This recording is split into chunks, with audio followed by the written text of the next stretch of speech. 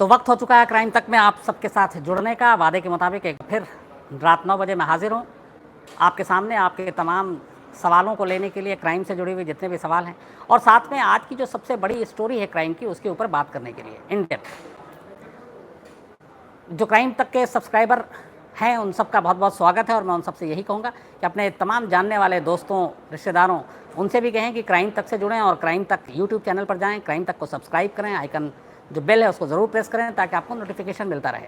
और जितनी तादाद में आप लोग जुड़ रहे हैं वाकई खुशी होती है, और यहाँ पे थोड़ा सा एक अच्छा भी लगता है कि आपसे सीधे बातचीत होती है।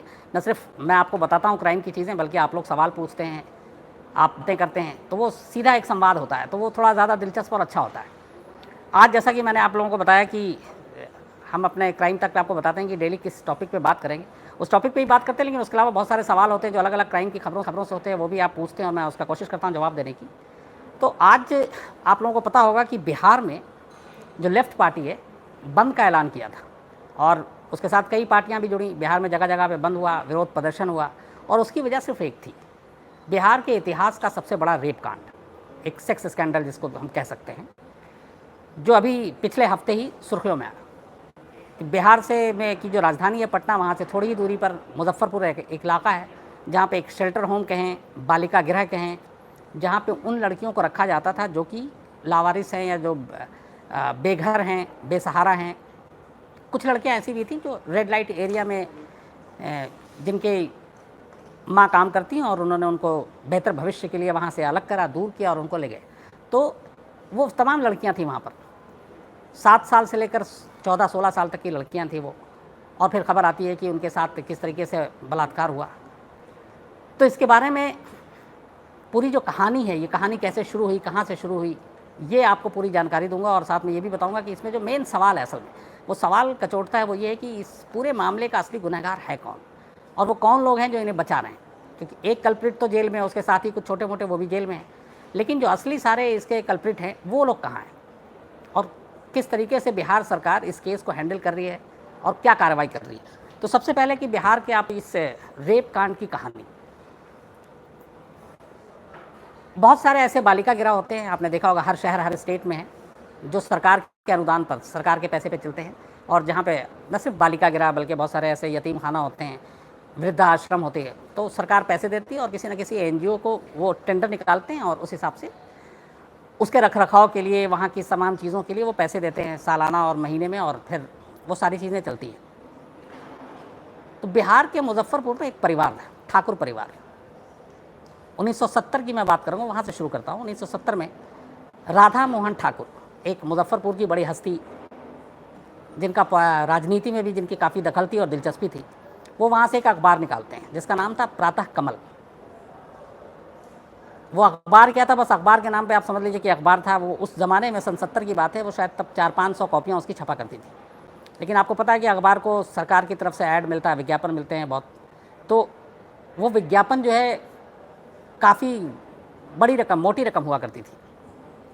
लेकिन अखबार चलाने का उनका मकसद ये नहीं था कि इस अखबार से कुछ खबरें देनी है लोगों की भलाई के लिए, ये सब कोई मतलब नहीं था। ये शुरू से वहाँ मुजफ्फरपुर में, अगर आप ठाकुर परिवार के बारे में पूछेंगे, खासतौर पर राधा मोहन ठाकुर परिवार के बारे में, तो आपको सब बता देंगे। उनका सिंपल सा ये था कि इससे पैसे कमाने हैं और इसके ज़रिए सरकार तक पहुँच बनानी है, लोगों को ब्लैकमेल करना है, और उसके लिए जाहिर सी बात है राजनीति में दखल होनी चाहिए। तो हर पार्टी के नेताओं के साथ राधा मोहन ठाकुर की बहुत गहरी दोस्ती थी। अखबार चल रहा था, नेताओं से भी पैसे आते थे, ब्लैकमेलिंग भी होती थी खबरों के ज़रिए, अनुदान जो मिल रहा था वो ऐड के तौर पे वो भी मिल ही रहा था। तो इन्हीं राधा मोहन ठाकुर के एक बेटा हैं जिनका नाम है ब्रजेश ठाकुर। उन्होंने अपने पिता को देखा तो बचपन से उसी अखबार के साथ उनका भी रिश्ता रहा। धीरे धीरे जब ब्रजेश ठाकुर बड़े हुए तो वो भी इस अखबार में अपने पिता के साथ काम करने लगे। उसके बाद एक वक्त ऐसा आया जब अब बाप की जगह पे ब्रजेश ठाकुर जो है वो अखबार का संपादक, मुद्रक, प्रकाशक सब कुछ बन गया। और इस अखबार का दफ्तर मुजफ्फरनगर के बीचों बीच एक शहर में था, और ये परिवार जो है काफ़ी पैसे भी इनके पास आ गए थे, हवेली है इनकी वहाँ आज भी। तो जो बाप की विरासत थी वो बेटे ने संभाली, और ब्रजेश ठाकुर ने भी अखबार वैसे ही चलाया, लेकिन मकसद उसका तब भी वही था, नेताओं के बारे में खबरों को छापना या छुपाना, उसके लिए पैसे लेना, ब्लैकमेलिंग करना और सरकार से विज्ञापन लेना, और ये दिखाना कि हमारा अखबार का सर्कुलेशन अच्छा है और इतनी कॉपियाँ छपती हैं। जबकि उल्टा हुआ, 70 में जो कॉपी 500-600 छपती थी, वो 2015, 16, 17, 18 आ गया, 40, 50, 60 कॉपियाँ छपने लगी। वो भी ऐसा नहीं है प्रातः कमल था कि डेली छपेगा, लेकिन वो कभी छपता कभी नहीं छपता, ये हालत थी। लेकिन पैसे उनको पूरे मिल रहे थे विज्ञापन के। इसी अखबार के ज़रिए उन्होंने क्या किया कि जब राजनीति में अपनी दखल बनाई, ये ब्रजेश ठाकुर ने उस ज़माने में फिर पॉलिटिकल उसमें सर्किल में भी घूमा और इसकी बड़ी दोस्ती हुई नेताओं से। फिर इसके मन में आया कि क्यों ना चुनाव लड़ें, तो ये चुनाव भी लड़ा। एक आनंद मोहन की पार्टी थी, उसके टिकट पे चुनाव लड़ा, हार गया। उसके बाद निर्दलीय के तौर पे लड़ा, हार गया। फिर इसने आरजेडी, जेडीयू, इन सब के नेताओं के बीच बैठना उठना शुरू किया, दोस्ती हो गई। हालांकि फिर चुनाव नहीं लड़ा, क्योंकि शायद उसे पता चल गया था जीतेंगे नहीं। सौरभ हेलो, बस मैं आपको कहानी सुना दूँ, आप सबसे बात करेंगे। उसके बाद धीरे धीरे इसने अपना सिक्का जमाना शुरू किया और इस अखबार के बलबूते पे इसने मुजफ्फरपुर में बहुत सारे ऐसे टेंडर हाथे आने शुरू कर दिया, जिसमें एक बालिका गृह था, एक वृद्धाश्रम के नाम पे, एक शौचालय के नाम पे। तो ये सारे पैसे लेने शुरू कर दिए इसने। और इसकी राजनीति में दखल ऑलरेडी बहुत ज़्यादा थी, हर पार्टी के नेताओं के साथ इसकी दोस्ती थी, जितने भी बड़े नेता उन सबके साथ इसकी तस्वीरें भी हैं, दोस्ती भी है। तो पैसे आने शुरू हुए। उसके बाद इसने ये बालिका गृह शुरू किया। इसी बीच नवंबर में पहली बार 2017 नवंबर में एक सरकारी अफसर उस बालिका गृह में निरीक्षण के लिए जाते हैं। तो वहाँ वो महिला थी, तो वो जब वहाँ जाती है तो कुछ लड़कियाँ रोने लगती हैं, वो कुछ बोलना चाहती हैं, लेकिन आसपास में ये चूँकि ब्रजेश ठाकुर और पूरी टीम हमेशा साथ में रहती थी जब कोई बाहर से आता था, तो वो कुछ बोल नहीं पाई लड़कियाँ। बाद में उस महिला को डाउट हुआ और उसने अपनी रिपोर्ट में लिखा था कि शायद वो बच्चियाँ हैं जो डरी हुई हैं, कुछ कहना चाहती हैं लेकिन कह नहीं पाई, उनके आसपास लोग थे, बट इसकी जाँच होनी चाहिए। लेकिन वो जाँच हुई नहीं, बात आई गई हो गई। इसी बीच मार्च में Tata institute of social science, TISS, एक ऑर्गेनाइजेशन है, उसकी एक टीम बिहार में हर जगह पे ऐसे तमाम केंद्रों पे बालिका गृह इनकी सर्वे कर रही थी। तो टिस की एक team, Tata institute of social science की एक टीम मुजफ्फरपुर के इस बालिका गृह पहुंचती है। बालिका गृह में इत्तेफाक से शायद तब ब्रजेश ठाकुर को यह अंदाज़ा भी नहीं होगा, या फिर बहुत ज़्यादा वो ओवर कॉन्फिडेंस था, तो कुछ लोग थे नहीं और लड़कियों को मौका मिल गया। उन्होंने उस सर्वे वाली टीम से अपनी पूरी आप बीती सुनाई कि हमारे साथ यहाँ यौन शोषण होता है, लोग बाहर से आते हैं, हमें यहाँ नंगा सोचने को मजबूर किया जाता है। इवन जो वहाँ की महिला कर्मचारी है, वो महिला कर्मचारी भी लड़कियों के साथ अश्लील हरकत करती हैं। कुछ नेता भी आते हैं खद्देधारी जो है, और बाकायदा पिटाई होती है, हंटर से मारते हैं। और ख़ासतौर पर उन लड़कियों ने जब बयान दिया तो उसमें 3 नाम नहीं आते, और 3 का डिस्क्राइब करती हो लिया। एक कहती है कि एक हंटर वाले अंकल हैं, हंटर वाले अंकल, बाद में पता चला उन्हीं की शिनाख्त हुई है। लड़कियों ने चूँकि बयान दिया, तस्वीर देख के पहचानी, वो हंटर वाले अंकल यही ब्रजेश ठाकुर थे जो संचालक थे उसके। तो जो लड़कियां उनकी बात नहीं मानती थी उन्हें बुरी तरह से पीटा जाता था और बहुत टॉर्चर किया जाता था। इसके अलावा एक मूंछ वाले अंकल और एक मोटे तोन वाले नेता अंकल, 3 नाम आए। ब्रजेश ठाकुर का नाम आया और ये बाकी 2 कौन थे वो आगे आपको बताता हूँ। तो जब ये टिस की सर्वे टीम को सारी लड़कियों अपनी आप बीती सुनाई, तो उसने अपनी एक रिपोर्ट तैयार की, और रिपोर्ट तैयार करने के बाद मार्च 2018 में बिहार सरकार को दे देती है वो रिपोर्ट। लेकिन बिहार सरकार उस पर कुछ नहीं करती, बल्कि उल्टा यहाँ पे एक और चीज़ है। जब ये रिपोर्ट मार्च में दे दी गई, उस मार्च के बावजूद इसी ब्रजेश ठाकुर को कई लाख रुपए का अनुदान बिहार सरकार की तरफ से दिया जाता है, और कुछ और ऐसे शेल्टर होम के लिए भी जो टेंडर दिया वो भी अप्रूव हो जाता है। मतलब एक तरफ उसके ऊपर इतना संगीन इल्ज़ाम, लेकिन अब इसकी वजह शायद ये है कि लोग फाइल पढ़ने का सरकार के पास या रिपोर्ट को पढ़ने का मौका ही नहीं मिला होगा। खैर, मार्च में दिया था, सरकार उस रिपोर्ट पर बैठ जाती है, वक्त गुजरता है। टिस को भी अजीब लगता है, जिस ऑर्गेनाइजेशन ने सर्वे किया कि ये क्या हो रहा है, इतना बड़ा मामला उसकी नज़र में, लेकिन कुछ होता नहीं। इसी बीच क्या होता है कि उसी बालिका गृह से मुजफ्फरपुर के एक लड़की गायब हो जाती है। तो लड़की गायब होती है तो लोग पुलिस के पास पहुंचते हैं, वो जाकर कहते हैं कि शायद इसे मार दिया गया और इसी बालिका आश्रम के आसपास इसको दफना दिया गया। तो अब मजबूरी में पुलिस को एफआईआर दर्ज करनी पड़ती है। एफआईआर दर्ज करने के बाद वो खुदाई करती है, हालत से वहाँ कुछ मिलता नहीं है। लेकिन इसी एफआईआर के दौरान कुछ लड़कियाँ हिम्मत जुटाती हैं और वो बताती हैं। ये लोकल किसी एक न्यूज़पेपर में और एक लोकल चैनल में खबर चल जाती है। उसके बाद अचानक फिर इस रिपोर्ट की बात आती है कि जो टेस्ट थी कि हाँ, ये तो हमने रिपोर्ट दिया है, जो ये लड़कियां कह रही हैं तो मार्च में कहा, हमने सरकार को बता दिया, सरकार ने कुछ नहीं किया। अब हंगामा शुरू होता है। ये बात है करीब 8-10 दिन पुरानी। जब हंगामा शुरू होता है तो फिर वो रिपोर्ट निकाली जाती है, रिपोर्ट सार्वजनिक हो जाती है, कुछ चैनल्स के हाथ लगती है, कुछ अखबार के हाथ लगती है, और फिर जो लड़कियों की कहानी सुनाई जाती है तो हर एक के रोंगटे खड़े हो जाते हैं, क्योंकि ये बिहार का सबसे बड़ा रेप कांड था जब खुलासा होता है। अब पुलिस मामले की जाँच कर रही थी, जो एसडीएम है वो उसकी इंक्वायरी करते हैं, बाकायदा मजिस्ट्रेट के सामने लड़कियों के 164 के तहत बयान दर्ज होते हैं। कुल 42 लड़कियां थी उस बालिका गृह में उस वक्त तक। 42 लड़कियों के बयान दर्ज होते हैं, उसके बाद मेडिकल होता है, तो उनमें से 34 लड़कियों के मेडिकल में ये पाया जाता है कि हाँ, वो सही कह रही हैं, उनके साथ बलात्कार हुआ है। तो जब मेडिकल रिपोर्ट इस बात की पुष्टि करती है, फिर उन लड़कियों के बयान होते हैं, तो वो लड़कियाँ एक एक कर 34 की 34 बारी बारी से अपनी कहानी सुनाती हैं, और वो बताती हैं कि यहाँ हर रात कोई ना कोई आता था और कई कई लोग आते थे और फिर उनके साथ ज़बरदस्ती होती थी। उनकी बातें ना मानने पर उन्हें टॉर्चर किया जाता था, मारा जाता था। इवन उनके गुप्तांग पे मारा जाता था, हंटर से मारा जाता था, जलाया जाता था। और पूछा गया कि जब मजिस्ट्रेट के सामने बयान और पुलिस के सामने, तो उन्होंने कहा कि हम बाकी के नाम नहीं जानते, लेकिन एक हंटर वाले अंकल हैं। तो फिर खैर वो फ़ोटो दिखाया पुलिस ने, तो कहा ये हंटर वाले अंकल हैं। वो फ़ोटो दरअसल ब्रजेश ठाकुर का था। तो उन लड़कियों ने पहचान लिया। बाकी दो कौन हैं? तो अभी जाहिर सी बात है कि उन्होंने हुलिया बताया। उनमें से एक मूंछ वाले अंकल थे और एक तोंद वाले नेता अंकल। तो अब एक शक ये है, मूंछ वाले अंकल भी इसके करीबी थे और वो एक तरह का दलाली का काम जो करते हैं इस तरह के फील्ड में, शायद वो था। और जो मूंछ वाले नेता अंकल की बात हो रही है, वो बिहार सरकार की एक मंत्री हैं, महिला मंत्री हैं, उनके पति हैं, जिनका काफ़ी दखल है और जिसका वहाँ आना जाना ये सब प्रूफ हो चुका है। लेकिन जांच के बाद ये देखिए कि पुलिस ने ब्रजेश ठाकुर और बाकी उसके सहयोगियों के और वहाँ के कर्मचारियों को तो गिरफ्तार कर लिया, उस महिला को भी गिरफ्तार किया जिस महिला के ऊपर अश्लीलता लड़कियों के साथ भी करने का इल्ज़ाम था। लेकिन जो बाकी दो अंकल की बात हो रही है, उसको अभी तक सार्वजनिक नहीं किया। अब उस पर ये आवाज़ उठी कि चूंकि एक बिहार की महिला मंत्री के पति हैं, इसलिए दबाव में सरकार नहीं कर रही है। इसको लेकर विरोध प्रदर्शन भी हुआ, बट गिरफ्तारी नहीं हुई।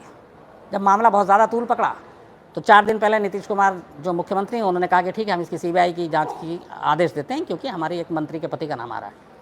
सीबीआई इसको टेक ओवर कर लेती है। अब सीबीआई जांच कर रही है, लेकिन अभी तक उस मंत्री के पति या जो मूंछ वाले अंकल हैं, उनकी गिरफ्तारी नहीं हुई। अब सवाल यहाँ पे ये हो रहा है कि इतना बड़ा मामला जिसमें 34 लड़कियों के साथ बलात्कार की बात है और भी न जाने क्या क्या हुआ है, और गवाही भी हो चुकी है, बयान भी दर्ज हो चुके हैं, सब कुछ हो चुका है, फिर क्यों नहीं गिरफ्तारी हो रही है?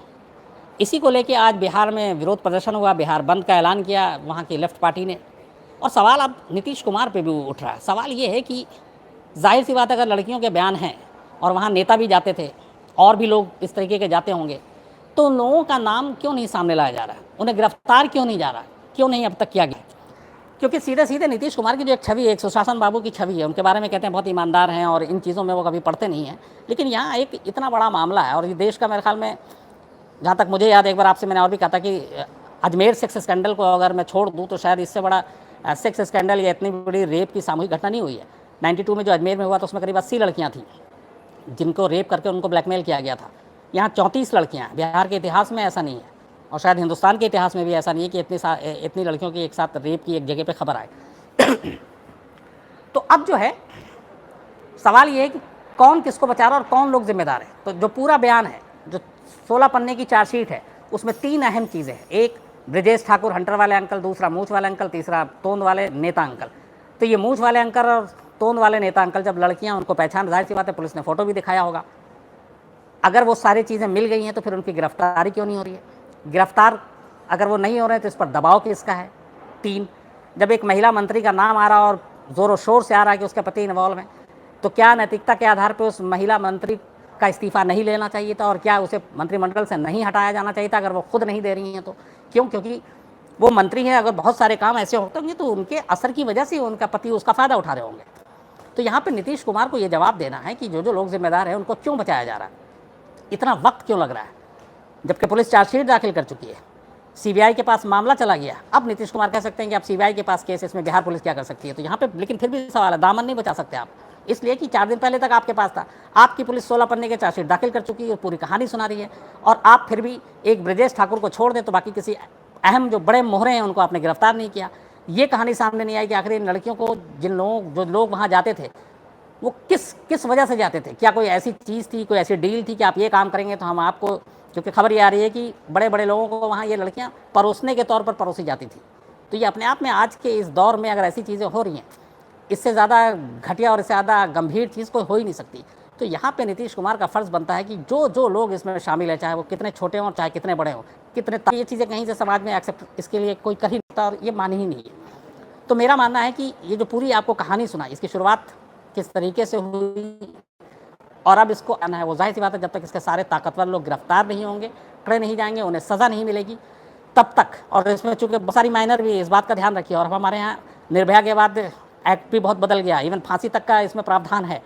और अगर 7 साल से 14 साल की बच्चे हैं और उनको इस तरीके से महीनों परोसा जाता रहा, नोचा जाता रहा, लूटा जाता रहा, खसोटा जाता रहा, ऐसे दरिंदों के लिए जितनी भी कड़ी से कड़ी सज़ा हो वो होनी चाहिए, मिलनी चाहिए। और अब ये सीबीआई के पास जांच है, सीबीआई अपनी जांच करके जाहिर सी बात है सच सामने लाएगी, लेकिन नीतीश फ़र्ज़ है, नैतिकता के आधार पर ही फ़र्ज़ है कि उनके जिन जिन लोगों पे ज़रा सा भी शक है, और जाहिर सी बात है पुलिस उनके अंडर में है, उन्हें बेसिक रिपोर्ट भी पता होगी कि अब तक पुलिस ने क्या क्या रिपोर्ट दी है, उस रिपोर्ट के आधार पर, उस शक के आधार पर ऐसे लोगों के खिलाफ तो उनको कार्रवाई करनी चाहिए। और ख़ासतौर पर अपनी सरकार में जो जो लोग इसके लिए जिम्मेदार हैं, जो जो डिपार्टमेंट जिम्मेदार, डिपार्टमेंट के अफसरों को भी चुन चुन कर उनको एक तरफ करना चाहिए और उसको कानून के हिसाब से सजा देनी चाहिए।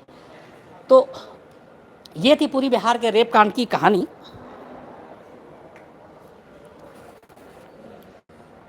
अब हाँ, आप लोगों के अगर कुछ सवाल हैं तो मैं ज़रूर उसका जवाब दूंगा। बताएं। हाँ बताओ बताओ।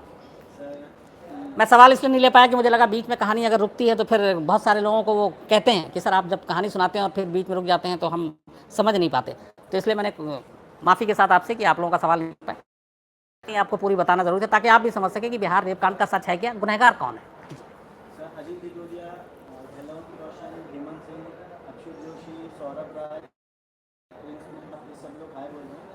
जितने भी ये अजीत से लेके प्रिंस साहब, आप सभी का हाय, बहुत बहुत thank you very much crime तक में आने के लिए, सुनने के लिए, हम लोगों को इतना वक्त देने के लिए। सर उसके बाद एक आशीष राठौर हैं, उन्होंने सबसे पहले सवाल किया है कि मुजफ्फरपुर में रेप कांड में बड़े बड़े लोगों की मिले हुए हैं, आपको क्या लगता है, आप क्यों नहीं बिहार में रिपोर्टिंग करने लोग? आशीष राठौर साहब, मैंने जैसा आपको बताया इसमें बड़े बड़े लोग हैं, और आपने जो कहा कि क्यों नहीं बिहार में रिपोर्टिंग करने के लिए गए, जाना था मुझे इसके लिए, हालांकि मैं इसमें लगातार वारदात में ये शो दिखा रहा हूँ और मुझे इसके लिए जाना था, लेकिन हुआ क्या कि अचानक कल सुप्रीम कोर्ट से एक ऑर्डर आ गया है कि अब हम जो वो पीड़ित बच्चे हैं उनका इंटरव्यू ब्लर करके भी या वो करके भी हम टीवी पर नहीं दिखा सकते। और बिहार में हमारी बहुत मजबूत टीम है, सुजीत कुमार झा हमारे ब्यूरो चीफ हैं और वो लगातार वहाँ से पिछले, रोहित है एक वहाँ पे हमारा रिपोर्टर बहुत तेज़ तर्रार, तो ये तमाम लोग वहाँ से खबरें भेज रहे हैं और हम लोग इस पर न रखे हुए हैं। मुझे लगा कि अगर अभी अगर कुछ ऐसा इसमें और बड़ी चीज़ आती है तो बिल्कुल मैं बिहार जाऊँगा और ज़रूर वहाँ से रिपोर्टिंग करूँगा। सर एक डॉक्टर ईशान भारद्वाज है, उन्होंने बोला subscription has increase in my hospital for my staff and mean mandatory to subscribe crime तक एंड फॉलो ट्रीटमेंट। क्या नाम बताया?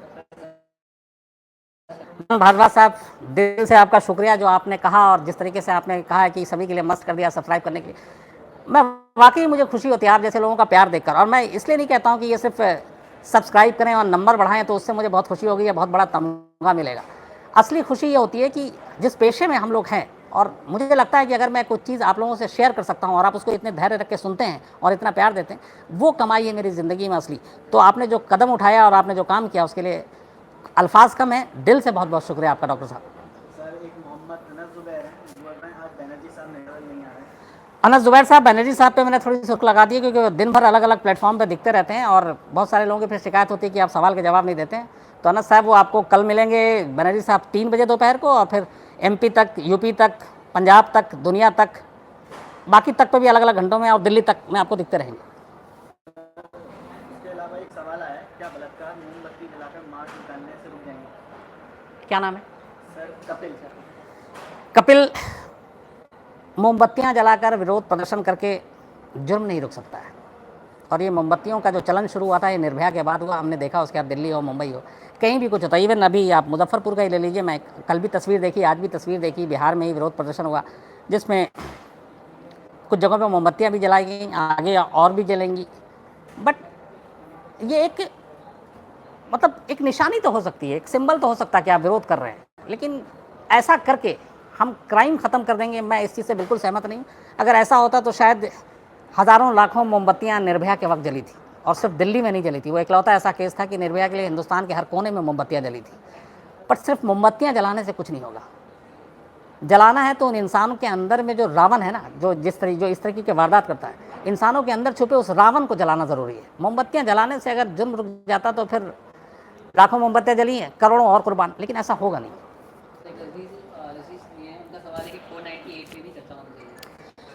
जी 498 पे हमने चर्चा की थी और ये आपने बड़ा सही सब्जेक्ट बोला, लेकिन हम इस पर एक दिन, ये चूँकि ये वो सब्जेक्ट है जिस पे आप आधा घंटा भी कम है।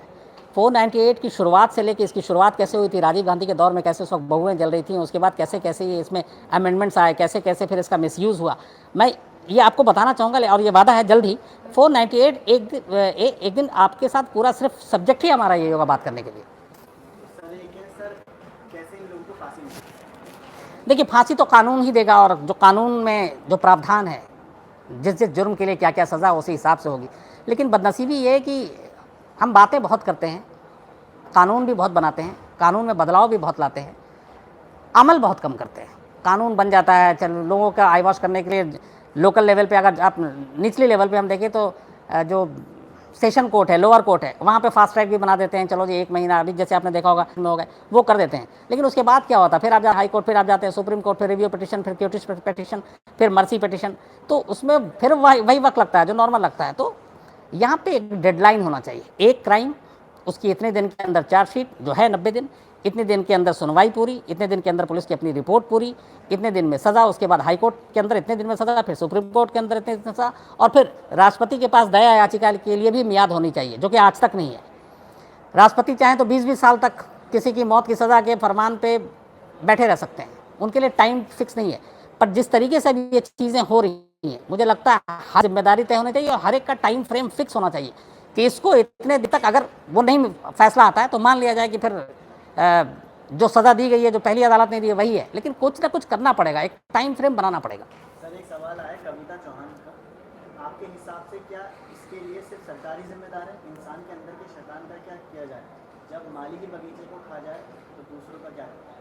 कविता चौहान जर्सी से हैं, मुझे मालूम है कविता चौहान पहले आज तक की टीम में थी।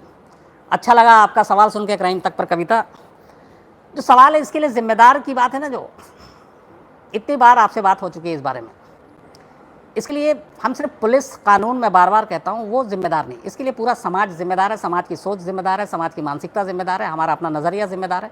जब तक हम ये सारी चीज़ें नहीं बदलेंगे, ये चीज़ें होती रहेंगी। मैंने पहले भी कई बार, 1-2 बार अभी इसी शो में कहा है कि ये जैसे रेप वेप जैसी चीज़ें हैं, ये पब्लिक प्लेस में नहीं होती। 98 से 99% रेप के इंसिडेंट चारदीवारी के अंदर होते हैं। चारदीवारी के अंदर रेप को नहीं रोका जा सकता, और 98% रेप करने वाले अपने मामा, चाचा, ताऊ, जितने ये लोग होते हैं। तो यहाँ पे कैसे इन चीज़ों को रोक सकती है पुलिस या फिर कानून? इसको रोकने के लिए हमें खुद बदलाव लाना पड़ेगा, हमें अपने बच्चों को समझाना पड़ेगा कि गुड टच क्या है, बैड टच क्या है, कैसे किसके साथ बात करनी है, किसके कितने करीब जाना है, उनसे खुल के बात करनी पड़ेगी, तभी ये चीज़ें रुकेंगी। सिर्फ हम पुलिस या कानून के भरोसे बैठे रहें तो ऐसा कुछ नहीं होगा। सर एक कपिल जैन का फिर से सवाल है कि हमारी सरकारें बलात्कार को लेकर उदासीन क्यों बनी रहती है? क्या बलात्कार पर लीपापोती कर वोट बैंक बचाने का खेल है? लीपापोती तो मैं नहीं कहूँगा सरकार के लिए चैंप, जो आपने पूछा कि उदासीन रहती है, कानून वानून सब बनाते हैं, लेकिन फिर मैंने जैसे अभी जस्ट कहा कि इसके लिए हम सिर्फ सरकार, पुलिस, कानून, इनके ऊपर ठीकरा फोड़ दें और फिर लगे कि बलात्कार होता जा रहा है, तो उतने ही गुनहगार हम लोग भी हैं। अगर हम में से ही ये सब ठान लें कि हमारे आस पास, हमारे पड़ोस में ऐसा कुछ क्या हो रहा है, हम जैसे ही देखेंगे हम आवाज़ उठाएंगे, तो अवेयरनेस आएगी, सुलझेंगे लोग, समझेंगे लोग। लेकिन सिर्फ बात वही है, हम कानून, फिर मैं कह रहा हूँ आप सख्त बना लीजिए, सब कुछ कर लीजिए, लेकिन ये चीज़ें, कानून तो तब काम करती है ना जब आप क्राइम हो जाता है उसके बाद सज़ा देती है। मैं तो सज़ा से उस पहले की बात कर रहा हूँ कि जब वो क्राइम ही नहीं हो तो फिर सज़ा की बात कहाँ से उठती है? और क्राइम तब नहीं होगा, रेप तब नहीं होंगे जब सारे लोग जागरूक होंगे, समाज जागरूक होगा। इवन सबसे ज़्यादा कि जो माँ बाप हैं, पेरेंट्स हैं, वो अलर्ट रहें, वो अपनी बच्चियों को बताएं कि कैसे कब किसके साथ बात करनी है, किसके कितना करीब जाना है। और अपने जो, चूँकि अब आंकड़े ये कहते हैं, जो कहते हुए अफसोस हो रहा है, लेकिन आंकड़े कहते हैं कि 98-99% अपने ही लोग होते हैं जो रेप करते हैं। तो उन अपने लोगों पे भी नज़र रखना कि अगर कोई रिश्तेदार आता है तो ये नहीं कि तो अपने मामा है, ताऊ है, चाचा है तो कोई बात नहीं है और आप उसको छोड़ के अकेले चले जाएँ, बिल्कुल नहीं करना चाहिए। माँ बाप को हर वक्त, चाहे कितना भी करीबी रिश्तेदार हो, बिल्कुल नज़र रखनी चाहिए। और मैं ऐसे बहुत सारे लोगों को जानता हूँ, मैं अपने ऑफिस में जानता हूँ, जो बिल्कुल ऐसा नहीं करते, चाहे कोई भी हो, वो वहीं पे रहती हैं, नज़र रखती हैं, और ये करना, इसमें कोई बुराई नहीं, चाहे सामने वाले रिश्तेदार को बुरा लगे, लेकिन कोई बात नहीं, हमारी सेफ्टी इसमें है, हमारी बच्ची की सेफ्टी इसमें, तो हम ये करेंगे, बुरा लगने दो। सलमान खान ने पूछा है कि कश्मीर के बारे में आपके क्या ख्याल है? सलमान भाई, कश्मीर के बारे में फिर कभी हम लोग बात करेंगे। ये भी आपने, जैसे भी 498A का एक सब्जेक्ट था, ये भी एक पूरा सब्जेक्ट, और मैं दिल से कश्मीर के बारे में बात करना चाहता हूँ, क्योंकि मैं इतनी बार कश्मीर गया हूँ और जो कुछ देखा है कश्मीर में, बहुत सारे दोस्त हैं। कश्मीर की तस्वीर मीडिया में कैसी है, कश्मीर के अंदर की कैसी है, कश्मीर के लोग कैसे हैं, कश्मीर पाकिस्तान शान है, ये सारी चीज़ें अपने बहुत लंबी कहानी है। और मैं आपसे ज़रूर वादा करता हूँ कि इस पर हम लोग एक दिन पूरा एक सब्जेक्ट होगा। और अच्छा हुआ आपने मुझे ये याद, मेरे जहन में नहीं था कि ये भी एक टॉपिक है आपसे बात करने के लिए। एक दिन पूरा कश्मीर आपके नाम। सर एक बार प्रजापति है, वो कहना first day heart punishment, what culture we have and where we go. क्या नाम बताया? प्रजापति। प्रजापति जी, आप जो कह रहे हैं वही मैं घुमा के फिर अभी मैंने इसी सवाल के सारे जवाब दिए हैं कि हार्श कानून सब कुछ हो, लेकिन फिर वही है कि हम सिर्फ कानून, अदालत, पुलिस, इंसाफ, सरकार के भरोसे ना बैठें। हम एक समाज के तौर पर इसे लें, और एक समाज जब मैं कहूँ तो इसका मतलब है हम सब मिल कर लें और उसी हिसाब से हम रिएक्ट करें, उसी हिसाब से इसको फेस करें, तभी इसका हल होगा। सर कपिल ने जो इससे पहले उदासीन वाला सवाल किया था, उसको उन्होंने कुछ और बोल रहे थे, तो फिर हम सामाजिक रूप से उदासीन क्यों रहे हैं? हम इंतजार कर रहे हैं जब हमारे यहाँ देखिए कपिल, आपने जो कहा मैं बार बार अपने शो के ज़रिए भी कहते हैं, अभी थोड़ी देर पहले किसी ने मोमबत्ती की भी बात की थी। हम लोग इंडिया गेट पे, गेटवे ऑफ इंडिया पे, तमाम जगहों पे जाकर जब भी ऐसा कोई इंसिडेंट होता है, जब भी कोई देश में निर्भया होती है, मोमबत्तियाँ जला के चले आते हैं। उसके बाद क्या करते हैं?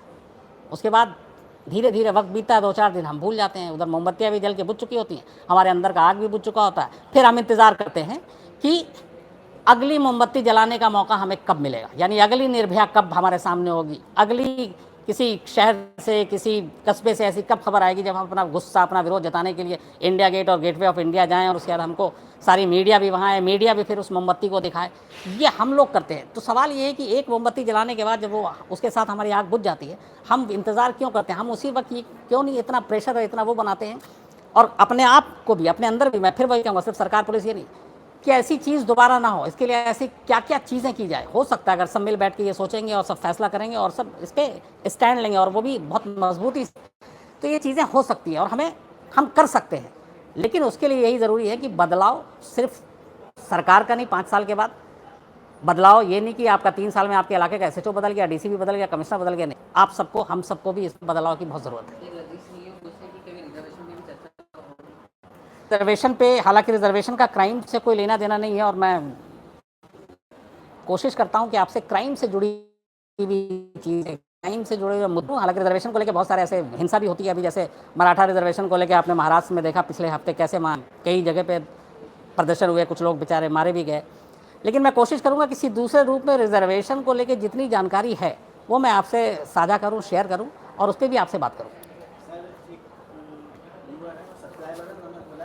वाली बीमारी का सॉल्यूशन क्या है? क्या कोई सॉल्यूशन है कि नहीं? ये हमारे क्राइम तक के एक सवाल कि इस रेप को रोकने का कोई सॉल्यूशन है कि नहीं, और ये बीमारी क्या है। जैसा मैं बता रहा हूँ, बिल्कुल है, बट ये तभी है जब हम दूसरों की तरफ उम्मीद से ना देखें, दूसरों की तरफ मदद के लिए सिर्फ हम भरोसा ना करें, हम खुद अपनी मदद करें। हम हर घर के अंदर ये जो चीज़ें हैं कि इन चीज़ों से रेप होता है, हम अपनी बच्चियों को किसी अनजान के पास ना छोड़ें, अकेले ना छोड़ें। और ऐसे लोग जो जिनका रिकॉर्ड रहा है, जैसे किसी ने बहुत पहले कहा था, कुछ ऐसे रेपिस्ट हैं, हम तो आज बात कर रहे हैं 2018 में। चलिए अब आपको मैं बताता हूँ, अगर मान लीजिए 90s में रेप हुआ, 95 में, 2000 में रेप हुआ, तो तब तो फांसी और इसकी उम्र कैद की भी सज़ा नहीं थी, और उस ज़माने में तो ये भी था कि उम्र कैद 14 साल की हुआ करती थी। तो ऐसे तो रेपिस्ट सब 10 साल, और तब 14 साल भी नहीं मिला करता था, बड़ा थोड़ा सा लीनियन वो हुआ करता था, 8 साल 5 साल में भी रेपिस्ट बाहर आ जाते थे। तो वो जो सारे रेपिस्ट जो 2000 से पहले रेप घूम रहे हमारी समाज में, हमारे आसपास, ऐसे लोगों को भी पहचानना चाहिए। सर एक सवाल ये है कि जो गैंग रेप के मामले होते हैं उनमें सुनवाई इतनी लंबी क्यों होती है, जबकि गैंग रेप में तो जाहिर सी बात है अगर गैंग रेप हुआ है तो अत्याचार ही हुआ होगा, लड़की ने कुछ गलत इल्जाम नहीं लगाया, बहुत कम केसेस में ऐसे होते हैं। तो सवाल ये पूछ रहे हैं कि गैंग रेप का मामला फास्ट ट्रैक में क्यों? क्या नाम है इनका? सुनील कुमार। सुनील कुमार, आपने पूछा कि गैंग रेप में भी इतना वक्त क्यों लगता है। आपके जवाब के ही तौर पे एक ऐसा, सिर्फ एक इसमें बताऊं तो मैं 2012 में हुआ था निर्भया का, 6 लोग थे, और कहते हैं कि एक से ज़्यादा हो तो कानून के हिसाब से वो गैंग रेप की श्रेणी में आता है। तो निर्भया जिसने इस पूरे देश को हिला के रख दिया, रुला कर रख दिया, उस निर्भया के मामले में भी 6 साल लगते हैं। तो आप अंदाज़ा लगा सकते हैं कि बाकी हमारा सिस्टम कैसे काम करता है। लेकिन बात यहाँ ये नहीं कि गैंगरेप और रेप हम अलग अलग श्रेणी में बांटे हैं। रेप मतलब रेप है, क्योंकि जब एक रेप भी एक आदमी भी करता है तो वो सिर्फ उसकी जिस्म को छलनी नहीं करता है, वो उसकी रूह तक को कुचल के रख देता है। उस लड़की से पूछे जिसके साथ जो रेप विक्टिम है, वो पूरी ज़िंदगी उस चीज़ को भुला नहीं सकती है। वो जब तक जीती है उस जख्म के साथ जीती है। और यही वजह है कि सिर्फ रेप और गैंग रेप को हम अलग नहीं, हमको ये देखना है कि उसको सज़ा कितनी मिले और कितनी जल्दी मिले। अगर बहुत आप 10-15 साल के बाद दे रहे, 6 साल के बाद भी सज़ा दे रहे हैं, तो मेरा मानना है कि वो सज़ा ही नहीं है। वो इतने साल तो आराम से जी रहा है, लेकिन जिसके साथ रेप हुआ है वो जब तक जिंदा आखिरी सांस लेती है वो जी नहीं पाती है, फिर वो हमेशा किस्तों में मरती रहती है, हर दिन मरती है।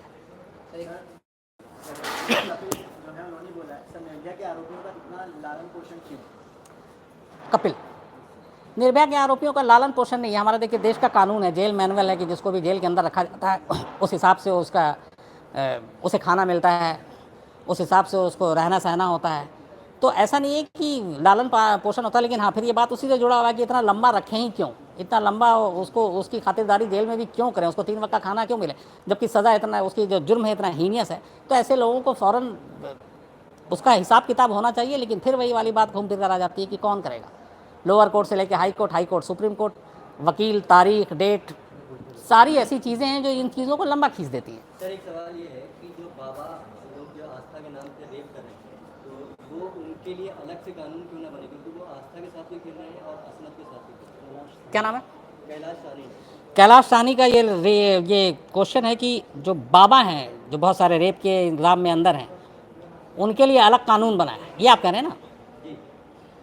देखिए ये तो मुमकिन नहीं है, क्योंकि हमारी जो आईपीसी है और जो हमारा संविधान, उसमें अलग अलग कैटेगरी के हिसाब से डिफ़ाइन किया जाए, ये पॉसिबल नहीं है। लेकिन हाँ, ये भी एक फैक्ट है कि जो बड़े बड़े नाम हैं, जैसे आप अभी आसाराम ले लीजिए, बाबा राम रहीम ले लीजिए, इसके अलावा साईं राम ले लीजिए, जलेबी बाबा सबसे ताज़ा है, उनका ले लीजिए, और भी ऐसे हैं, अब तो नाम भी याद नहीं रहता, क्योंकि हर हफ्ते महीने में ही एक ना एक बाबा ऐसे टपक पड़ते हैं इन्हीं रेप की इल्ज़ाम से घिरे हुए। लेकिन इनका भी आप देख लीजिए कि वैसे ही चलता मामला, जबकि ये जो इन बाबाओं का मतलब ये है कि इतने सारे इनके फॉलोअर्स होते हैं लाखों करोड़ों में। तो ये समाज को एक मैसेज देने के लिए अगर हम सिर्फ यही कर लें कि ऐसे केसों की सुनवाई बहुत जल्दी हो, फास्ट ट्रैक हो, नीचे से लेकर ऊपर तक, और फिर उनको मैक्सिमम सज़ा हो, तो ये एक नज़ीर होगा, एक एग्जाम्पल होगा सभी के लिए। लेकिन होता क्या है कि यहाँ पे भी वही हम लोग ढर्रा अपनाते हैं जो एक आम लोगों के साथ। जबकि मेरा मानना है जो जिम्मेदार लोग होते हैं समाज के, वो अगर कोई क्राइम में इन्वॉल्व होते हैं तो उनकी, यहाँ पे मैं ये नहीं कह रहा हूँ कैटेगरी वाइज अलग अलग होना चाहिए, लेकिन ऐसे लोगों का इंसाफ, ऐसे लोगों की जो फैसला है वो जल्दी करें, इसलिए करना चाहिए ताकि बाकी लोग इससे नसीहत ले सकें, इबरत ले सकें, सबक ले सकें। सर मोहम्मद जुबैर का एक सवाल है कि जैसे सऊदी अरब वगैरह में कानून है कि वो सरेआम उनको सज़ा दी जाती है, तो उससे क्या होता है कि जो बाकी ऐसे लोग हैं जो ऐसा कर सकते हैं भविष्य में, तो उनको एक सबक मिलता है ताकि वो उससे दूर रहें। तो ऐसा कोई कानून है? मोहम्मद जुबैर, आपका सवाल है कि जैसे गल्फ़ में, सऊदी अरब में जिस तरीके से होता है, क्या वो पॉसिबल है इंडिया में ताकि दहशत कायम हो और लोग क्राइम ना करें? देखिए यहाँ पे पर्सनल मुझे नहीं मालूम, लेकिन मैं इंडिविजुअली जो सऊदी अरब में जिस तरीके की सज़ा का प्रावधान है और जिस तरीके से दिया जाता है, मैं उससे थोड़ा सा सहमत नहीं हूँ। क्योंकि वो कहते हैं कि वहाँ पे जिस तरीके की सज़ा जो देने का चलन है वो सदियों पुराना है। उस ज़माने में इंसान इतना सभ्य नहीं हुआ था। जैसे हाथ काट देना, चौराहे पे सर काट देना, ये सारी चीज़ें आज भी होती है वहाँ पे। धीरे धीरे जब हम लोगों ने तरक्की की और सभ्य समाज में जीना सीखा, रहना सीखा, तो उसी हिसाब से कानून भी बना। तो एक सभ्य समाज का कानून शायद इन चीज़ों की इजाज़त नहीं देता कि किसी को आप बीच सड़क पे आधा ज़मीन के अंदर गाड़ के और सबके हाथ में पत्थर दें और कहें इसको संसार करो। किसी को बीच सड़क पे आप खड़ा करके दोनों हाथ रस्सी से बांध दें और उसके, अगर उसने चोरी की, उसके हाथ काट दें। किसी को बीच सड़क पर आप लकड़ी के तख्ते पे सर रख के और सबके लोगों के सामने उसका सर कलम कर दें। बल्कि अब तो ये हो चुका कि जो फांसी की सज़ा जो रस्सी पे लटका के दी जाती है, उसको भी लेकर सवाल उठ रहे हैं कि उसमें ज़्यादा तकलीफ़ होती है। कई ऐसे इंसिडेंट हुए हैं कि जब आप तख्ता हटता है फांसी के फंदे से, तो वो ये हिस्सा ही जो है वो कट के गिर जाता है। फिर हुआ कि वो बना होना चाहिए। कई जगह पे आज गोली मारकर मौत की सज़ा दी जाती है, कई जगह पे आपको साइनाइड या पॉइज़न दे के दिया जाता है, कई जगह गैस चैम्बर में आपको डाल के सज़ा दी जाती है। पर ये इस बारे में बहस उठ रही है कि ऐसी सज़ा हो, मौत की सज़ा भी, कि जो ज़्यादा तकलीफ़ दे ना हो, नंबर 1। नंबर 2, कई जगहों पे तो ये भी है आप मौत की सज़ा ही नहीं देंगे। वो आप अगर किसी को, उसके पीछे सोच ये कि आप किसी को ज़िंदगी नहीं दे सकते, तो फिर उसकी आप जान लेने का आपको हक़ नहीं है। तो कई ऐसे देश हैं जहाँ पर मौत की सज़ा नहीं है। वहाँ पे क्या करते हैं कि वो अलग अलग क्राइम की कैटेगरी में जो डिफ़ाइन है, तो 200, 250, 230 साल, अभी जैसे यूएस में हुआ 2-3 ऐसे मामले जिसमें 130, 170 साल की सज़ा हुई एक शख्स को। अब जाहिर सी बात तो उसकी ज़िंदगी ज़्यादा तक क्या जिएगा, 70, 80, 90 साल की उम्र होती है। आजकल 80, 90 भी मैंने ज़्यादा बोल दिया, तो वो 200 साल कहाँ जिएगा। लेकिन है तो वो है, मतलब इतनी सज़ा होती कि फिर वो जेल से बाहर नहीं आ सकता, मरेगा जेल में। अब आप लोगों से बहुत बात की और एक चीज़ भूल गया, अच्छा भी मुझे लगा, भूलना भी चाहिए, तो क्योंकि आप लोग याद रखते हैं। क्राइम तक ज़रूर सब्सक्राइब करें। अपने जितने जानने वाले हैं, जैसे हमारे एक डॉक्टर साहब ने अभी कहा, आज मुझे बड़ा अच्छा लगा कि उन्होंने अपने सारे स्टाफ को कहा कि आप ये सब्सक्राइब करना मस्ट है। तो मैं आप लोगों को मस्ट नहीं कहूँगा, प्यार से जितना आप क्राइम तक सब्सक्राइब करेंगे, जितने लोग जुड़ेंगे, जितने सारे सवाल आएंगे, मुझे भी अच्छा लगेगा, और वो लोग सुनेंगे तो मुझे लगता है कि शायद थोड़ा बहुत ठीक ठाक बोल लेता हूँ तो आप लोगों को भी अच्छा लगेगा। और मेरी कोशिश होगी कि जितनी मेरी जानकारी है पिछले 20 साल की क्राइम के बारे में, क्राइम के सीन के बारे में, इन्वेस्टिगेशन के बारे में, वो सारी चीज़ें आपको शेयर करूँ। बट हाँ, आप लोगों के जब सवाल सुनता हूँ तो उसका जवाब देने में मुझे सबसे ईमानदारी से मुझे उसमें ज़्यादा अच्छा लगता है, उसमें ज़्यादा मज़ा आता है। तो क्राइम तक ज़रूर सब्सक्राइब कीजिएगा। रजनीश कुमार पूछ रहे हैं कि एडल्ट कंटेंट पर बैन क्यों नहीं लगता है, वो लग जाए तो शायद इस तरह की घटनाएं कम। रजनीश कुमार, देखिए रजनीश कुमार, ये एक्चुअली जो सोशल मीडिया है इसमें थोड़ी सी मुश्किल है। आप ये है मुश्किल है कि आप इस पर हमारा लगाम नहीं है, बहुत सारी चीज़ें हैं जो इंडिया से एक्टिविटी नहीं होती है, तो लेकिन इस पर बातचीत चल रही है, क्योंकि एक ये भी इशू उठा है बहुत सीरियस कि इस एडल्ट कंटेंट और ये पोर्नोग्राफी और इस तरह की फिल्मों की वजह से भी सोसाइटी में रेप जैसी चीज़ों का चलन बढ़ा है, और कुछ ऐसे रिपोर्ट्स भी आई हैं जो इस बात की तस्दीक पुष्टि करती हैं। तो मुझे लगता है आने वाले वक्त में शायद, अभी गवर्नमेंट इस पर काम कर रही है कि इन तरह की चीज़ों को कैसे रोका जाए। मुझे लगता है इस पर भी कोई ना कोई रास्ता निकलेगा और हल निकलेगा। ये बिहार वाले मामले को लेकर एक दर्शक जितेंद्र कुमार राय, वो ये कह रहे हैं कि इस मामले में बिहार सरकार की काहिल रही, समाज कल्याण विभाग के उनके खिलाफ भी कार्रवाई होनी चाहिए। किन्होंने पूछा है? जितेंद्र कुमार राय। जितेंद्र कुमार राय जी, आपको मैंने शुरू में कहा था कि इसमें बिल्कुल है, बिहार सरकार अगर इस रिपोर्ट पे पहले अमल कर लेती, जो अफसर वहाँ जाते थे उनकी बात पहले मान लेती, हर महीने ईमानदारी से वहाँ जाकर चेकिंग होती, तो ये चीज़ें होती नहीं। लेकिन वही है कि हमारे यहाँ इन चीज़ों पे कौन ध्यान देता, कौन किसकी बालिका गिरा, एक शेल्टर होम, गरीब बेसहारा बच्चों का घर, किसको फुर्सत पड़ी है वहाँ जाके देखने की कि वहाँ क्या हो रहा है। आजकल तो सिर्फ राजनीति है, राजनीति है, राजनीति, और इसके अलावा कहाँ कुछ है। तो इन लोगों की सुध कौन लेने वाला है? जब होता है तो हो हल्ला होता है। लेकिन आपको मैं फिर कहूँगा, मैं भी आपके सामने खड़ा हुआ इस पर बात कर रहा हूँ, चलिए हफ्ता 10 दिन गुजरने दीजिए, हम सब भूल जाएंगे इसको भी, कि कोई एक नई कहानी आएगी, एक कोई नया क्राइम होगा, एक कोई नया मुद्दा आएगा, कोई नया पॉलिटिकल वो होगा, हम उसमें उलझ जाएंगे, इसको हम भूल जाएंगे। यही होता रहा, यही होता रहेगा और यही आगे भी होगा। सर, हमारी एक दर्शक है, उन्होंने अपना आईडी क्यूटी एंड हॉटी के नाम से बना रखा है। उन्होंने ये कहा कि ऐसे लोगों की जो मानसिकता है बलात्कारियों की, उसके बारे में बताइए, साइकी के बारे में बताइए। देखिए, एक दर्शक ने सवाल किया है कि ऐसे जो रेप करते हैं उनकी मानसिकता के बारे में बताइए। मैं इसको कभी बताऊंगा लंबे में, लेकिन शॉर्ट में बताता हूं कि ऐसे 2-3 रेप विक्टिम से मैंने एक शो कर रहा था, तो उसके लिए मुझे ज़रूरी था कि ऐसे लोगों से बात करें। तो मैंने ऐसे कई लोगों से बात की, एक 1.5 घंटा उनके पास बैठ कर के उन्होंने कैसे किया। एक दिल्ली का ही मामला था, वो बच्चों के साथ कुकर्म करता था और उनको मार भी देता था। उसका मैंने इंटरव्यू भी किया, वो भी चला है। तो बताता था कि उसे कुछ समझ में नहीं आता था, और पहली बार में थोड़ा सा वो घबराया था, डरा था, फिर वो मतलब बेहिस हो गया था, उसको कोई फीलिंग ही नहीं आती थी। उसे लगता था जैसे मुझे खाना खाना है वैसे ही मुझे रेप करना है। मतलब उसको सुन के मेरे रोंगटे खड़े हो रहे थे। और ये फैक्ट है, जो ऐसे लोग होते हैं उनका दिमाग जो है वो इस तरह से काम करना बंद कर देता है, और उनको कायदे से, तो मुझे ये लगता है कि इंसान की कैटेगरी में रखना भी हम लोगों के लिए गलत होगा।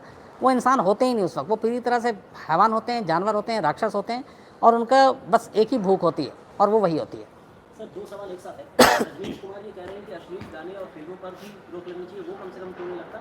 और पार्थ प्रजापति ये कह रहे हैं कि पॉर्न वीडियो प्रॉब्लम नहीं है, क्योंकि अगर ये प्रॉब्लम होता तो 1990 से पहले भी इस तरह की घटनाएं होती थी, मानसिकता प्रॉब्लम है। तो पार्थ प्रजापति और रजनीश कुमार, तो रजनीश कुमार और पार्थ प्रजापति, आप दोनों के सवाल हैं कि एक पॉर्न फिल्म अगर रेप की वजह बनती तो 1990 के पहले बनती। आप बिल्कुल सही कह रहे हैं, नंबर 1। नंबर 2, दूसरा क्या था सवाल?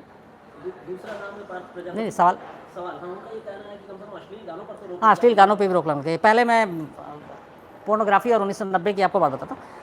ये सही है कि उस ज़माने में ये सारी चीज़ें नहीं थी, ये मोबाइल में फिल्में नहीं होती थी, है ना, और इतना डिजिटल तरक्की भी नहीं किया था। बट रेप तब भी होता था, ऐसा नहीं है। लेकिन अब जो है, रेप के इंसिडेंट आप उठाकर आंकड़े देखें एनसीआरबी के, तो रेप के जो इंसिडेंट्स हैं वो बहुत बढ़ गए। दूसरा, उस वक्त रेप की वजह क्या थी, चूँकि अच्छा हुआ आपने सवाल किया, मैं उसको बाकायदा पढ़ने की कोशिश करूंगा, उस वक्त के कोई रिसर्च और इस तरह की चीज़ें मिली कि लोगों की मानसिकता क्या थी। लेकिन अभी जो मैं पढ़ रहा हूँ या जो मेरे पास रिसर्च हैं और इस तरह की चीज़ें आनी, उसमें ये है कि अगर जो 10 रेप के इंसिडेंट होते हैं उसमें से 7-8 जो रेप का अक्यूज़ड है, जिसने रेप किया है, उससे जब पुलिस ने पूछताछ की कि तुमने इसका रेप क्यों किया था, तो उसके बाकायदा स्टेटमेंट हैं उन लोगों के, हमने फिल्में देखी थी मोबाइल पे और यहाँ वहाँ, और उसके बाद हमारा दिमाग ख़राब हुआ और हमने ये कर दिया। तो ये इस वजह से ये चीज़ें बढ़ी हैं, ये एक फैक्ट है। और अब ये है कि जो जिस तरीके की फिल्में, जो पोर्नोग्राफी को देखता है, तो वो उस वक्त वो कुछ पल के लिए वो इंसान भी नहीं होता और कुछ ना कुछ खुराफात चलता रहता है। तो ये एक सच है जिसको छुपाया नहीं जा सकता।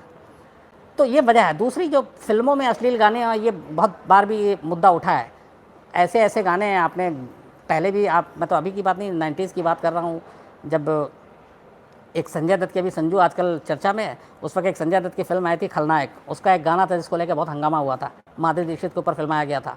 तो उस वक्त भी ये आवाज़ उठी थी, आज भी ऐसे बहुत सारे गाने, बल्कि आज तो डबल मीनिंग कुछ ज़्यादा ही हो गए हैं। तो इस पर सेंसर बोर्ड का काम है कि वो कार्रवाई करे और इसको लेके कुछ आवाज़ उठ रही है। लेकिन देखिए भाई, यहाँ पे एक बात, मैं भाषण ज्ञान नहीं दूंगा कि ये होना चाहिए वो होना चाहिए, मेरा एक सिंपल सी बात है, इस तरह के गाने को पॉपुलर कौन बनाता है? हम और आप ही बनाते हैं। हम ना सुने तो बनाएंगे क्यों? एक गाना, दो गाना, तीन गाना, उसके बाद वो बंद कर देंगे। लेकिन ऐसे गाने गुनगुनाते भी तो हम ही आप हैं। क्यों? क्योंकि हमें भी डिफरेंट लगता है, लीक से हट के लगता है तो हमें अच्छा लगता है। तो ये कि हम इसको सुनेंगे भी, गुनगुनाएंगे भी और फिर हम शिकायत भी करेंगे, ये नहीं होना चाहिए। सर बहुत सारे नए दर्शक भी जुड़ रहे हैं, तो आप एक बार उनको भी स्वागत करते जो भी हमारे नए दर्शक सब हमारे साथ जुड़ रहे हैं क्राइम तक पे, आप लोगों का बहुत बहुत शुक्रिया। और हो सकता है मैं थोड़ा जल्दी शुरू हो जाता, लेकिन क्या करूं, वारदात का वक्त असल में 11 बजे होता है, तो मैं 9 बजे आता हूं ताकि आप लोगों से बात करके फिर जाऊं, फिर वारदात के एंकर लिखूं, उसके बाद बाकी जो तैयारी करूं, देन लाइव पे खड़ा हूं, उसका एंकरिंग करूं, फिर हटूं और ये वारदात की जो स्टोरी चल रही, जो पैकेज एडिट हो रहा है उसको देखूं। तो इसमें वक्त लगता है। तो लेकिन आप लोग जुड़ते जाएँ और मैं भी कोशिश करूंगा कि बीच में कभी मौका मिला तो दिन में भी आप लोगों से बात करूंगा। लेकिन आप लोगों से जुड़ के वाकई अच्छा लगता है और आपके सवाल सुनकर तो और भी अच्छा लगता है। कई सवाल आपके, आज मैं ईमानदारी से बताऊं, उसने मुझे प्रेरणा दी कि मैं इन चीज़ों पे और पढ़ूं और रिसर्च करूं और पता करूं कि ये क्या है। तो अच्छा लगा। सर दो दर्शक हैं, ऋषभ मल्लिक हैं, ये पोर्नोग्राफी बैन के ऊपर ही कह रहे हैं कि सरकार ने एक बार बैन तो किया था, लेकिन 2 या 3 दिनों से ज़्यादा चल नहीं पाया ये बैन। नहीं, ऋषभ वो पूरी तरह से बैन नहीं था पोर्नोग्राफी पे। वो एक कोशिश थी कि इन चीज़ों पे, जैसे जो जितने पोर्न साइट है वो नहीं होंगे, उसको रोक लगा दिया जाएगा। लेकिन वो कामयाब इसलिए नहीं हुआ कि वो गवर्नमेंट के हाथ में ही था कंट्रोल करना, क्योंकि ये सारे साइट्स जो है वो एग्जीक्यूट बाहर से हो रहे थे, उसका चैनल अलग था, तो वो हम चाह कर भी नहीं कर सकते बहुत सारी चीज़ें। तो इसलिए वो सक्सेसफुल नहीं हुआ। लेकिन अब देखिए उसका आगे कुछ ऐसा तोड़ निकलता है जिसकी वजह से शायद इस पर रोक लग सके। राकेश कुमार डेथ सेंटेंस चाहते हैं रेप के मामले में। राकेश जी, ऑलरेडी रेप के मामले में डेथ सेंटेंस है इस देश में और नया कानून तो और भी सख्त है। लेकिन फिर बात वही है कि सेंटेंस होना, सज़ा देना, कानून बनाना, ये सब अलग चीज़ है। लेकिन कब, कितनी जल्दी, क्योंकि अगर लेट से दिया जाता है तो फिर उसका कोई मतलब नहीं। जितनी जल्दी दी जाए वो तब तो उसका मतलब है, वरना फिर कानून बनाने से सिर्फ काम नहीं चलेगा। आशा ज्योति वर्मा ये बधाई दे रही है, हमने 10,000 क्रॉस किया। आशा ज्योति वर्मा जी, आपका तहे दिल से शुक्रिया। आपकी वजह से ही अभी ये परिवार क्राइम तक का 10,000 क्या से बड़ा हो गया है और आप लोगों का जितना प्यार मिलेगा ये बढ़ता जाएगा। और मैं चाहता हूँ ये परिवार हमेशा फलता फूलता रहे, आप जैसे अच्छे लोग जुड़ते रहें, मिलते रहें, हम लोगों से पूछते रहें, सवाल करते रहें और हमारी कमियों पे हमें डांटे भी, हमारी कमियों को बताएं भी और सुझाव जो है वो भी दें। हम कोशिश करेंगे कि आपके हर सुझाव को मानें, हर कमियों को दूर करने की कोशिश करेंगे और जितनी ज़्यादा आपको जानकारी दे सकें, खबरों के आगे की भी, खबरों के पीछे की भी, जो सच्चाई है वो आप तक ला सकें। यही कोशिश, यही मकसद है हमारा। फेसबुक पर सतीश एनजीओ वर्कर है सर, ये कह रहे हैं कि कोई कुछ नहीं कर सकता जब तक हम और आप जागरूक हैं। सतीश जी, यही मैंने कहा था आपसे लगभग 10-12 मिनट पहले कि यही फैक्ट, और आपने बड़ी अच्छी लाइन कही। अब जो भी अभी क्राइम तक के मेरे तमाम दर्शक बाकी सुन रहे हैं, सतीश जी की ये लाइन वाकई है। हम और आप अगर जागरूक नहीं होंगे, हम और आप अगर इनिशिएटिव नहीं लेंगे, हम और आप अगर पहल नहीं करेंगे तो फिर कुछ नहीं होगा। फिर ये होगा कि हम कमज़ोर लोग हैं, हम सिर्फ सरकार, पुलिस, कानून, अदालत इनके भरोसे बैठे रहेंगे और जो लोग दूसरों के भरोसे पे बैठते हैं वो हमेशा मार खाते हैं। इसलिए ज़रूरी ये है कि हम खुद इनिशिएटिव लें, हम खुद आगे बढ़ें। आप देखिए सब कुछ बदल जाएगा। यश त्रिपाठी हैं सर, वो आपके अंदाज की तारीफ कर रहे हैं। यश त्रिपाठी जी, शुक्रिया बहुत बहुत आपका, दिल से। सर सऊदी अरब में है रेहान असलम, वो ये कह रहे हैं कि वो सऊदी अरब में देख रहे हैं, लेकिन VPN डाउनलोड करके देख लेते हैं, वहाँ देखना मुश्किल होता है, लेकिन वो देखते जरूर आपका। रेहान असलम साहब, आपका भी दिल से शुक्रिया कि कम से कम आप इतनी तकलीफ़ के बाद भी देखते हैं और इतना प्यार करते हैं। और मैं कोशिश करूंगा कि आप लोगों को कभी नाउमीद ना करूं, निराश ना करूं और हमेशा आप लोगों के इस पे खरा उतरूं और जो भी सच है वो सिर्फ सच दिखा सकूं। नहीं अनुज राय साहब, बिल्कुल भी ये गलती मत कीजिएगा। कानून कभी हाथ में नहीं लीजिएगा। इसकी वजह है कि अगर कानून हर हाथ का खिलौना होगा तो फिर पुलिस स्टेशन में ताला लग जाएगा, अदालत को बंद करना पड़ेगा, इंसाफ और ये सब ढकोसला हो जाएगा। एक सभ्य समाज के लिए ज़रूरी है कि हर चीज़ अपने हिसाब से चले, हर चीज़ का एक सिस्टम है। अगर आप कानून हाथ में लेंगे तो कल को सामने वाला भी लेगा, फिर हम जंगल रात में पहुँच जाएंगे। तो ऐसा नहीं होना चाहिए, हमें भरोसा रखना चाहिए सिस्टम पर। और दूसरा, हर चीज़ में बदलाव आता है, हर चीज़ बदलती है। आप इसको घर से शुरू करें। बहुत सारी चीज़ें आपको शायद अपने आसपास के लोगों को, अपने घर वालों को पसंद नहीं है, तो क्या आप उन्हें छोड़ देते हैं? क्या आप उन्हें मारते हैं? नहीं, आप उनकी उन गलतियों को सुधारने की कोशिश करते हैं, बदलाव लाते हैं। यही हमें अपने समाज, अपने देश के साथ भी करना चाहिए। इसलिए होपफुल रहिए, पॉजिटिव सोचिए, सब कुछ बदलेगा, आप देखिएगा। तो मुझे लगता है इस वक्त अब काफ़ी समय हो गया है और कल आपसे फिर 9 बजे मिलेंगे। नहीं, अभी बहुत सारे दर्शक जुड़ रहे हैं सर, कौन? सुनना चाहते हैं आपसे। उधर से मुझे कहा जा रहा है, नहीं बहुत सारे और कुछ लोग पूछना चाह रहे हैं। हाँ, संजीव ठाकुर है सर फेसबुक पर, ये कह रहे हैं कि CBI तो बाद में जो करेगी, बिहार सरकार को अपनी पुलिस के जरिए इस मामले को इनिशिएट करके पहले फांसी दिला दे। संजीव ठाकुर साहब, असल में कानून में एक अड़चन ये है कि अब ये केस सीबीआई को दे दिया गया। 4 दिन पहले तक ये गेंद बिहार सरकार के पाले में था। अब बिहार सरकार कुछ नहीं कर सकती। अब जो है सीबीआई ही इस मामले में चार्जशीट दाखिल करेगी, सीबीआई ही गिरफ्तार करेगी, सीबीआई सब कुछ करेगी। तो 4 दिन तक नीतीश कुमार के पास एक बहुत, मुझे लगता है कि गोल्डन अपॉर्चुनिटी था, एक अच्छा मौका था इस केस में त्वरित कार्रवाई करते हुए जितने भी पावरफुल लोग थे उनको पकड़ के और सीधे एकदम कानून के कटघरे में खड़ा करते और मैसेज देते कि देखो हमारे लिए सब बराबर है, कोई बड़ा हो कोई छोटा नहीं, और हमने जो हमारे सामने आया हमने सज़ा दे दी, लेकिन अब ये मौका वो खो चुके हैं। रजनीश जी है सर, वो फेसबुक पर पहली बार आपका शो देख रहे हैं, बहुत खुश है और आपको और आपकी पूरी टीम को बधाई करें। रजनीश जी, आप फेसबुक से शो देख रहे हैं, बहुत बहुत शुक्रिया आपका, और मैं अपनी पूरी टीम तक बता दूंगा, बल्कि मेरी पूरी टीम यहीं खड़ी हुई है, तो उन सब तक मैसेज पहुंचाऊंगा। और आप फेसबुक पे देख रहे हैं, और मुझे उम्मीद है कि आपने यूट्यूब पे ज़रूर सब्सक्राइब कर रखा होगा। अगर नहीं किया होगा तो फ़ौरन कीजिए और अपने तमाम जानने वालों से भी करवाइए, ताकि आपका क्राइम तक का ये परिवार जो है वो बड़ा होता जाए। इस तरह की गुफ्तगू के अलावा आप कोई शो क्यों नहीं करते जो लोगों को जागरूक करें और देश को समझाएं? नहीं, ये मैं करूँगा। आप लोगों को सिर्फ क्राइम की खबरें नहीं और आपके सवाल नहीं, बल्कि मैं कोशिश कर रहा हूँ कि एक शो मैं आप लोगों के सामने लेकर आऊँ जिससे सिर्फ आपको क्राइम से सावधान करने की बातें बताऊँ, सुरक्षित कैसे रहें आप, महफूज कैसे रहें किसी भी क्राइम से, क्योंकि हम सब जिस माहौल में रहते हैं हर वक्त कुछ ना कुछ हमारे आसपास होता रहता है। तो उन चीज़ों से अगर बचने का मैं थोड़ा बहुत भी आपको टिप दूँ और उसका कोई फ़ायदा हो तो ये मेरे लिए बहुत बड़ी बात होगी। तो जल्दी हम ये करेंगे और ज़रूर मैं आपके साथ शेयर करूँगा। अब इस वक्त दीजिए इजाज़त, इसलिए कि बस 1 घंटा और 6 मिनट बचा है वारदात के लिए, और आज वारदात ज़रूर देखिएगा, आपसे मेरी पर्सनल रिक्वेस्ट है। उसकी वजह ये है कि वारदात डेली बहुत सीरियस बनाता हूँ, आज थोड़ा सा सीरियस भी है लेकिन थोड़ा लाइट भी है। ये एक गाना जो आजकल बहुत पॉपुलर आपने सुना होगा, किकी चैलेंज, है ना। तो इस गाने की शुरुआत कैसे हुई, कहाँ से हुई, और इस गाने ने पूरे देश में कहाँ कहाँ पे बवाल मचा रखा है, कौन कौन से ऐसे कंट्री हैं जिन्होंने इस गाने पे बैन कर दिया, इस चैलेंज पे, और इंडिया में चाहे मुंबई हो, दिल्ली हो, बेंगलोर हो, हैदराबाद हो, चंडीगढ़ हो, यूपी हो, यहाँ पे क्या कुछ हो रहा है। और एक बड़ौदा की आंटी ने है इस चैलेंज को स्वीकार किया और अचानक उनके साथ पुलिस ने क्या किया, ये सारी पूरी इनसाइड स्टोरी अगर किकी चैलेंज के बारे में आप लोग नहीं जानते हैं तो भी जान जाएंगे। 11 बजे वारदात में आपसे मुलाकात होगी, ठीक 1 घंटे 5 मिनट के बाद।